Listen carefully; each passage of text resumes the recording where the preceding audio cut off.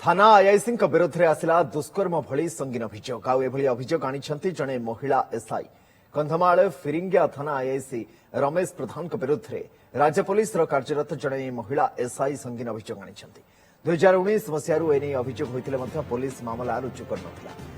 महिला एसआई जनक जातीय मानवाधिकार कमिशन द्वारस्थ होते कमिशन निर्देश पर राज्य क्राइमब्रांच एक मामला रुजु होती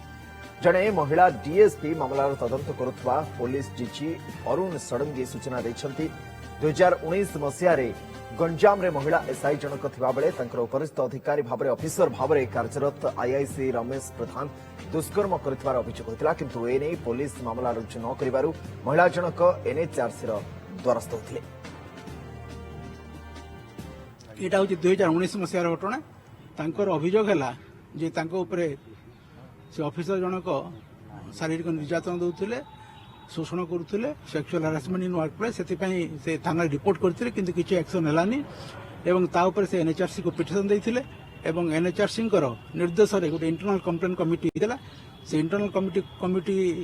कंप्लेन कमिटी जो अभियोग को इनक्वारी कर रिपोर्ट देता बाहर नेशनल ह्यूमन राइट्स कमिशन गोटे जो इंडिपेंडेंट इन्वेस्टिगेशन डिविजन अच्छी से आसिक घटना अनुसंधान करते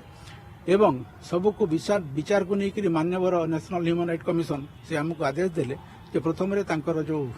अभियोग अच्छी गोटे रजिस्ट्री कर गोटे मकदमा रुजु कर तार अनुसंधान करा से निर्देश हिसाब से क्राइम ब्रांच रे गोटे मकदमा रुजु होती जड़े लेडी डीएसपी तार इन्वेस्टिगेशन द्वितीय अन्य किसी अभियोग थिला ताकू अन्य ऑफिसर माने दिखाई से अनुसंधान करने संपूर्ण निरपेक्ष भाव अनुसंधान केमती हम देखिए।